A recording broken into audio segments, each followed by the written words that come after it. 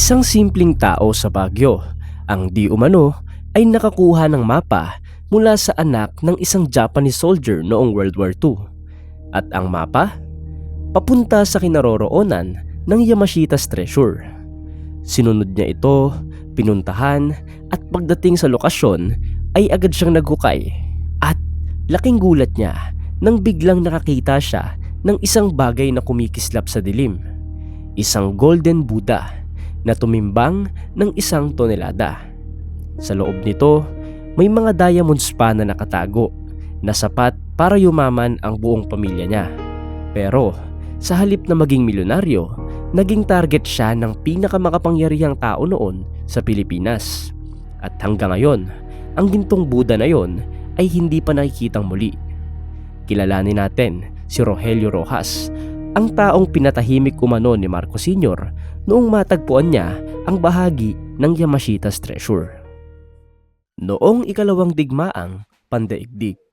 Sa kasaysayan ng mundo, isa sa pinakamadilim na yugto ay ang ikalawang digmaang pandaigdig o ang World War II. Isang digmaan na kumalat sa buong mundo at tumama ng mabigat sa Asya. Noon, isang pangalan ang kinakatakutan sa Southeast Asia, si Tomoyoki Yamashita. Sa gitna ng kaguluhan, isang general ng hukbong Hapon ang umangat sa katanyagan. Tinagurian siyang Tiger of Malaya, isang pangalang kinakatakutan at kinilala sa mga labanan sa Southeast Asia. Habang lumalawak ang kapangyarihan ng Japan sa rehiyon, sunod-sunod na bansa ang bumagsak sa kanilang kamay. Sa gitna ng pananakop, may mga ulat na sistematikong kinamkam ang mga kayamanan mula sa mga sinakop na bansa, ginto, brilyante, mga mahalagang sining at relika na hindi matatawaran ang halaga. Mula China, Malaysia, Indonesia at hanggang Pilipinas, sinasabing ang mga kayamanang ito ay kinuha at pinagsama-sama sa isang lihim na operasyon. Isang operasyon na hindi kailanman malinaw na inamin, ngunit patuloy na bumabalot sa mga kwento ng digmaan. Habang papalapit ang katapusan ng World War II, unti-unting bumagsak ang kapangyarihan ng Japan.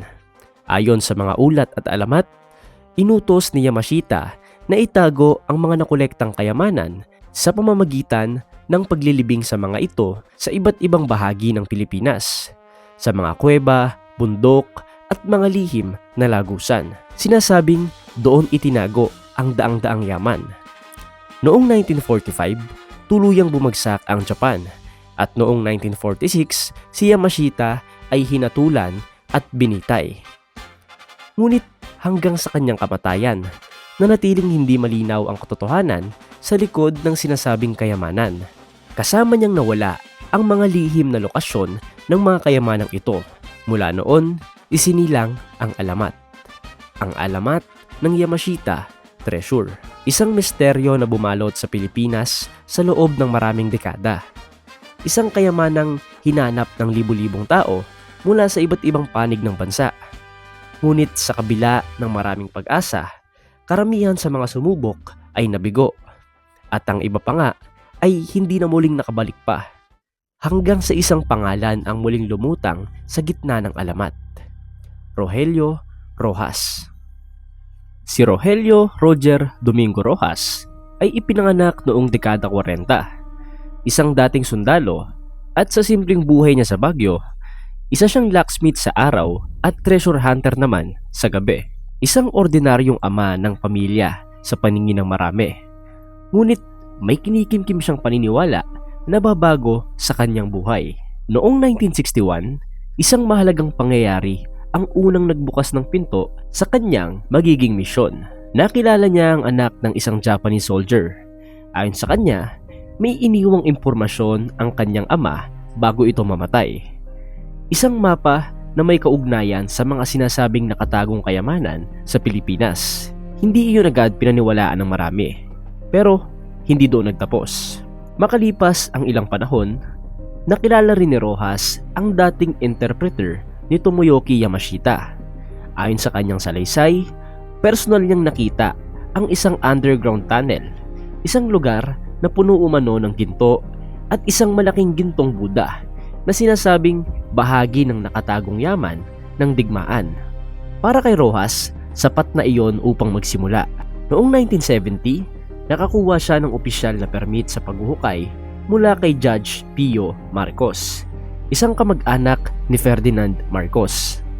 Ito ang naging susi para sa legal na operasyon ng kanyang paghahanap. Mula noon, nagsimula ang kanyang seryosong paghukay malapit sa Baguio General Hospital. Araw-araw, tuloy-tuloy ang trabaho. 7 buwan, 24 na oras kada araw. Maliit na grupo, ngunit matindi ang determinasyon. Hanggang sa dumating ang araw na magbabago sa lahat. January 24, 1971. Ayon sa ulat ni Rojas at ng kanyang team, nakarating sila sa isang makapal na konkretong pader sa ilalim ng lupa. Gumamit umano sila ng mga kagamitan upang basagin ito, hanggang sa tuluyang itong bumigay. Sa loob, natuklasan nila ang isang hindi inaasahang eksena. Isang skeleton ng isang Japanese soldier, mga lumang armas, samurai na espada. Ngunit ang mas kinagulat nila, isang napakalaking gintong Buddha. Ayon sa kanilang pagtataya, ito ay may taas na humigit kumulang 3 talampakan at tumitimbang ng halos 1 tonelada. Ang ulo nito ay maaaring alisin at ayon sa kanilang nakita, ito ay puno ng hindi pa hinuhulma na mga brilyante. Sa likod ng lugar na iyon, mas marami pa ang natuklasan nila. Daang-daang kahon at sa loob nito, mga gintong gold bar. Binuksan ni Rojas ang isa sa mga kahon. Ayon sa kanya, may laman itong 24 na purong gintong bar. Hindi ito simpleng paghahanap. Ito ang pinaniniwalaan niyang matagal nang nawawalang kayamanan ng digmaan. Sa gitna ng tensyon at disbelief, dinala ni Rojas ang gintong Buddha at ilang gold bars sa kanyang pag-uwi. Ipinakita niya ito sa mga eksperto at ayon sa mga pagsusuri, tunay ang ginto. Sa unang pagkakataon, mukhang may matibay na ebidensya na ang alamat ay magiging realidad. Plano ni Rojas na ibenta ang ilan sa mga nakuha niya upang makabili ng mas malaking kagamitan para sa mas malawak na paghuhukay. Para sa kanya, ito pa lamang ang simula. Pero hindi niya alam, yun na rin ang simula ng kanyang pinakamadilim na bangungot. April 5, 1971, hating gabi, nang bigla na lamang dumating ang mga armadong lalaki na nakauniforme ng militar. May dala silang search warrant. Walang paliwanag, walang pag-aalinlangan. Pinasok nila ang bahay ni Rogelio Rojas. Sinira ang mga gamit, hinalughog ang bawat sulok. At sa gitna ng kaguluhan, binugbog ang kanyang pamilya. Isa-isa nilang kinuha ang lahat ng natuklasan ni Rojas. Ang gintong Buddha, ang mga brilyante, 17 gold bars, mga samurai sword, at kahit ang piggy bank ng kanyang mga anak ay hindi nakalampas. Nang makabawi ng lakas, ay agad na nagreklamo si Rojas. Hinanap niya ang hustisya. Hinanap niya ang sagot. Dumating siya sa mga otoridad at kalaunan ay nakaharap ang koneksyon kay Judge Marcos. Ayon sa mga ulat, inamin na ang operasyon ay utos mismo ni Pangulong Ferdinand Marcos. Kasunod nito, ipinakita sa publiko ang isang gintong Buddha bilang ebidensya. Ngunit ayon kay Rojas, ito ay peke. Kasabay nito, inalok siya ng pera upang manahimik. Tumanggi si Rojas at doon nagsimula ang mas matinding kaparusahan. Inaresto siya.